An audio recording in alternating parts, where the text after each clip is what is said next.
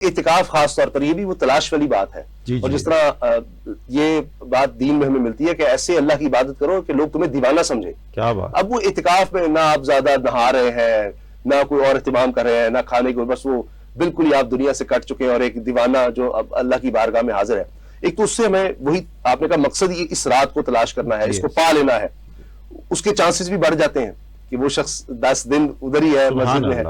خواتین کا بھی یہ مجھے یاد آتا ہے، اللہ تعالیٰ درجات بلند فرمائے بھی والدہ مرحومہ کے. تو جب ہم بڑے ہو رہے تھے تب تو ان کو موقع نہیں ملتا تھا بچوں کو دیکھنا، اور پروفیسر تھیں، ان کی مصروفیات کالج کی پڑھانا. تو پھر جب ہماری شادیاں ہوگی تو وہ ہر سال اعتکاف بیٹھتی ہیں، ہر سال. اور ان کی اتنی راحت ہوتی تھی، وہ رمضان میں اپنی روٹین وہ چینج کر دیتی. یعنی اگر روزانہ 1 سپارہ پڑھ رہی ہیں تو رمضان مبارک میں 2 سپارے کر دینے.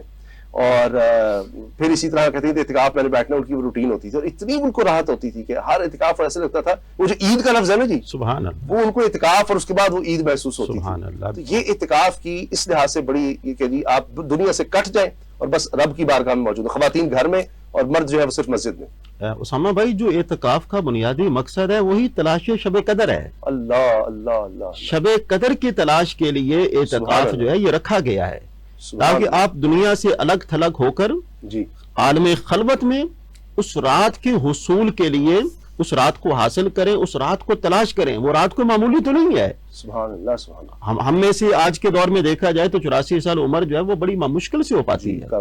لیکن آپ کو سال میں ایک لمحہ ایسا نصیب ہو جائے کہ جس ایک لمحے کی عبادت جو ہے وہ 84 سال کی عبادت سے زیادہ. ایک رات یا 84 سال، ایک رات، اور اس رات کا ایک لمحہ اللہ کو پسند آ جائے.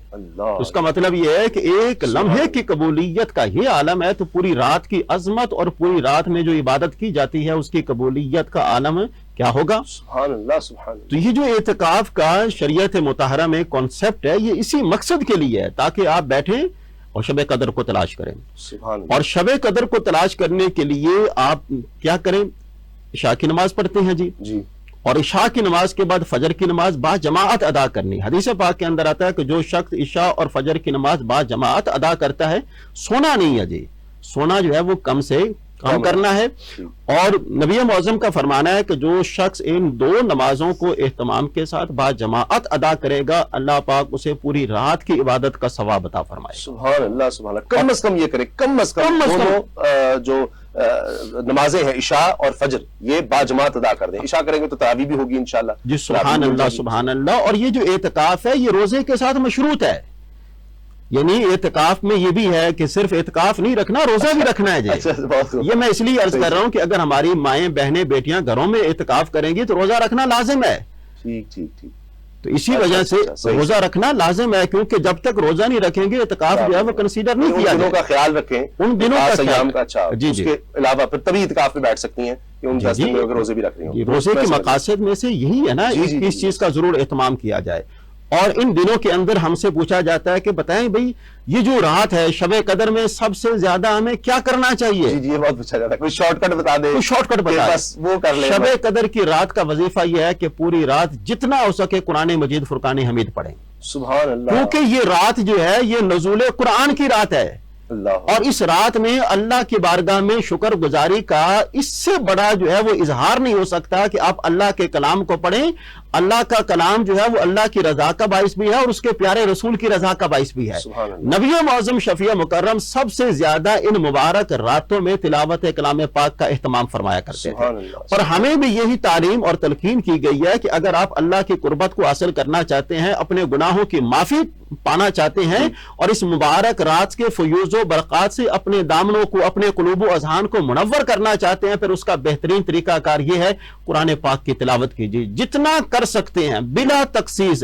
پہلے پارے سے لے کر جتنے پارے آپ سے تلاوت کیا جا سکتے ہیں، لیکن اس کے اندر یہ ضرور ہونا چاہیے. قرآن عزیز کے آداب میں سے یہ ہے وَرَتِّلِ الْقُرْآنَ تَرْتِيلًا.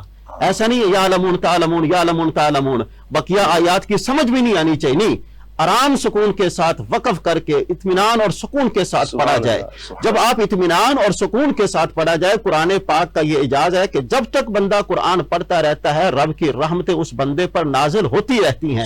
حدیث مبارکہ میں کثرت کے ساتھ اسی موضوع کو بیان کیا گیا ہے. اور اس رات میں جس طرح کے جس طرح آپ فرما رہے ہیں نا قرآن پاک کا، تو مجھے ایسے وہ احساس ایسا ہو رہا ہے کہ کیا خوب ہو کہ جب جبریل امین اور فرشتے اللہ کے حکم سے اتر رہے ہیں تو وہ گواہ بن رہے ہوں کہ جب یا باری تعالیٰ ہم گئے، ہم نے دیکھا یہ بندہ تلاوت قرآن پاک سبحان اللہ اور اپنی پوری کوشش کے ساتھ اس میں حسن لانے کی جتنی اس کی استطاعت تھی وہ کوشش کر رہا تھا، وہ اس کو لکھ رہے ہیں پیار سے پڑھنے کی کوشش کر رہا ہے۔ سورہ قدر کے اندر سلامتی لکھ رہے ہیں، سورہ قدر کے اندر اس بات کو بیان کیا گیا ہے کہ سید الملائکہ اس سے آ کر مصافحہ کرتے ہیں۔ ملائکہ سید الملائکہ جو ہیں وہ اپنے فرشتوں کی جماعت کے ساتھ آ کر لوگوں کو تلاش کرتے ہیں، کہاں پر ہیں وہ لوگ جو اللہ کا ذکر کر رہے ہیں۔ یہاں پر ایک اور میں بات عرض کرنا چاہتا ہوں، وہ یہ ہے کہ جو قرآن پڑھنے والا ہے وہ خلوت میں بیٹھ کر اللہ کو یاد کر رہا ہے، اور اللہ پاک فرماتا ہے، حدیث پاک میں آتا ہے کہ تم خلوت میں بیٹھ کر یاد کرو گے، میں اپنی شان کے مطابق خلوت میں تمہیں یاد کروں گا۔ میں تو یہاں پر یہ بات عرض کرتا ہوں کہ دیکھیں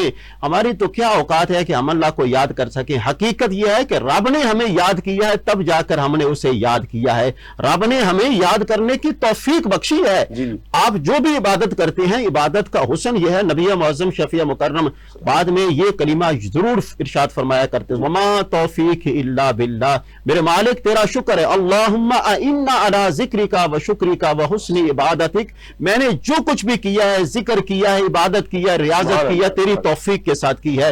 میں اپنے ناظرین کے سامنے یہ بات عرض کرنا چاہتا ہوں، آپ کچھ بھی کیجئے لیکن اس عبادت اور ریاضت، ذکر اذکار کے بعد، تلاوت کے بعد اللہ کی بارگاہ میں یہ ضرور کہا کرے، میرے مالک میری توفیق نہیں ہے، یہ ساری کی ساری تیری توفیق سے ہے، تو نے مجھے یہ توفیق عطا فرمائی ہے۔ تو یہ بھی در حقیقت شکر گزاری کا جذبہ پیدا کرتا ہے، اور اللہ پاک کو سب سے زیادہ جو لوگ پسند ہیں وہ شکر ادا کرنے والے لوگ پسند ہیں۔ اس مبارک رات میں آپ شکر بھی ادا کیجئے، میرے مالک تیرا بہت بہت شکر ہے کہ تو نے ہمیں یہ مبارک رات عطا فرمائی ہے، جو ہماری گناہوں کی بخشش کا ذریعہ بھی ہے، تیرے محبوب کی قربت کو پانے کا ذریعہ بھی ہے، تیری قربت کو پانے کا ذریعہ بھی ہے۔ اور اس مبارک رات کی بدولت ہم زندگی بھر اتنے اعمال نہیں کر سکتے کہ جتنے اعمال اس ایک رات کی عبادت کی وجہ سے تو نے ہمارے نامہ عمل میں عطا فرمائی ہے۔ بہت خوب، یعنی ایک رات اگر یہ پالی تو یہ بھی کافی ہے آپ کی بخشش کے لیے، اتنی زبردست یہ رات ہے۔